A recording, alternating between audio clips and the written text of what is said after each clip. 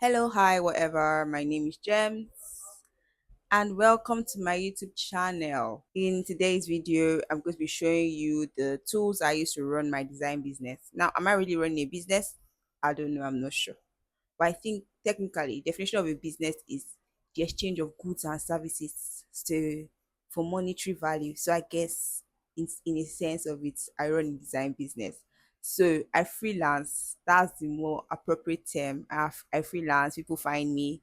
I get gigs. I deliver their work, and they give me money for a job well done. And so all this requires some tools to make sure everything goes smoothly, okay, without any distractions and interruptions. And so today I'm going to be showing you some of those tools. First off is contract and invoicing. So when you get a client and you have agreed on the terms of service and everything, the pricing and everything, so the first thing I advise any freelancer, business owner, service provider to do is get a contract, because you can't see shaggy if you don't have a contract. The tool I use for my contract and invoice is called Fullgap.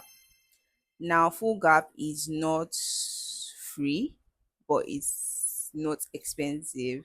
So I think for a month it's 4,000 naira per month. It used to be 6,000 naira, but now it's 4,000 naira. If you're paying in dollars, because they allow dollar payments to, I think it's $4 or $6. I'll confirm that and let you know. So Fullgap is kind of a multi-use platform. On Fullgap, you can do CRM, that's clients.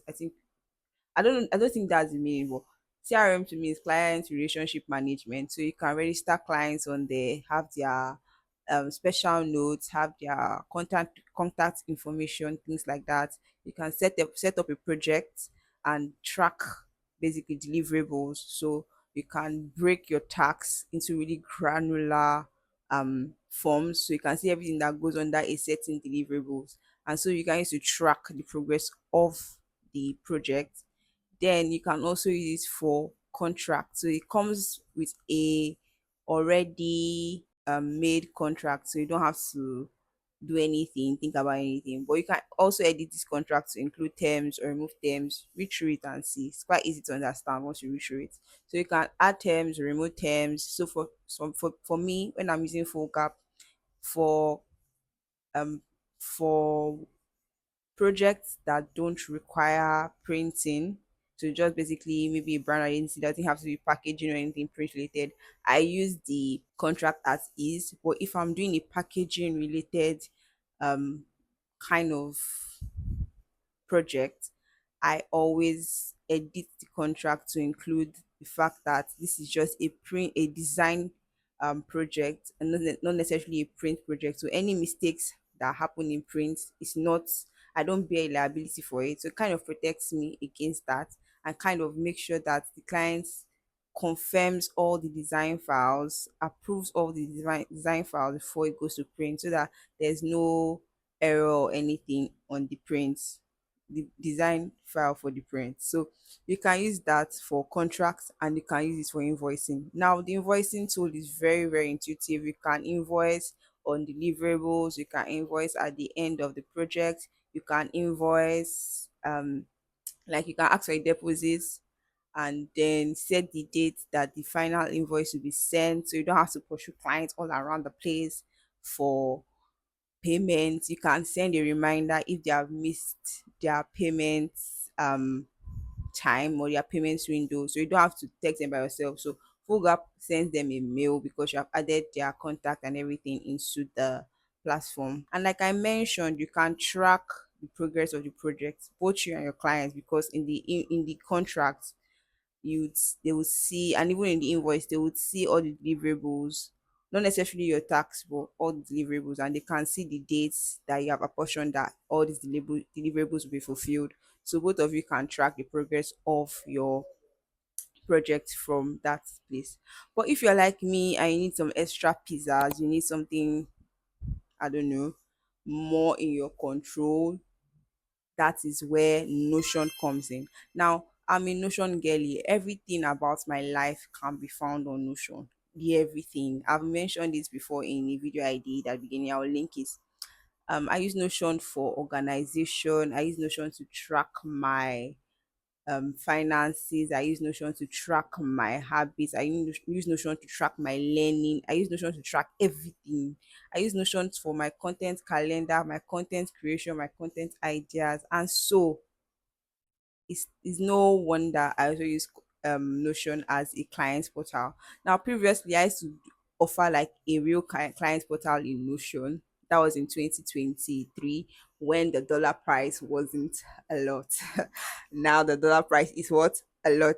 So I don't offer client portals in that sense, but I still use like an internal client portal for myself. So I set up my projects in Notion. I arrange them based on the project I'm working with. Is it a branding project? Then if it's a branding project, what of each of my packages did the clients pay for? Because I have three different packages. And if it's like a customized package, I also have an option for that. I'll set it up, all the deliverables. And I don't set up my Notion portal or my Notion, my projects tracker in Notion like as in deliverables. I set it up as in tax. So those granular tax, I arrange everything and the due dates for myself in Notion. So I can track everything and I can make sure that I'm on schedule. I'm not behind. I also like to deliver things on time so that um I don't disappoint my clients. And if I can't deliver on time, I was from the tracker, I know that this thing is not gonna work out. I can quickly message my client and say, oh, so sorry, there's going to be some delay. Just give me this time to be ready. So it helps me keep track of what I'm doing and it helps me communicate effectively with my clients so that they are not looking for me. Hey God, where is this girl? Has she taking my money? Has she run away with it? Did she run? I didn't run. So I always communicate that with them. I always try to make sure that I am on schedule. Another thing I use Notion for is to track my finances. Like I said, I track my business finances, I track my personal finances on Notion. So I separate both. So whatever I make as a freelancer, I know that some part of it has to go through to my subscriptions. I subscribe to Canva, I subscribe for Google One for storage. I subscribe for what again? What other design software? Okay, I want to get a visual electric subscription. I haven't gotten that. So I have to separate my personal finance from my business finance so I can pay for my subscription so everything in my business works smoothly. Another tool I use, so these are more creative tools, not necessarily business tools, but they still help in the progression of my business or they still help me deliver good work. So one of the tools I use Milanote. So Milanote is like a creative board where I can drag and drop inspiration. So I use this to, especially when I'm doing brand strategy. Brand strategy can be quite mentally taxing. And for me, I like to see things in block forms. Reading a whole Word document for me is very hard. So I like to see my brand strategy ideas in blocks, like just different blocks. And um Notion, sorry, Milanote. Yeah, Milanote helps me accomplish that. Milanote is also good for collaboration. So if you are like a few of you like designers working on a project, people can drag and drop their ideas and like kind of you can comment on it. So basically, it's kind of good for creative work. They have different boards you can use. There's a mood board. They have different templates. Sorry, it's the word. They have different templates you can use.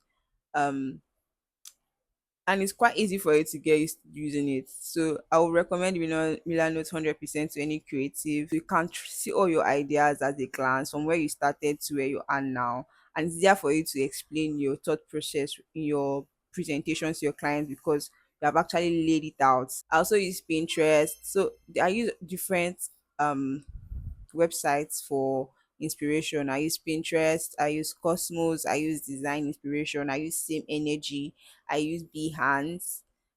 Sometimes I'll go to Instagram. So, but those are the four things I use. I'll link them in the description so you can have access to them. Another app I use for designing or when designing is called Wookmama. So this is not a website, it's an app, right?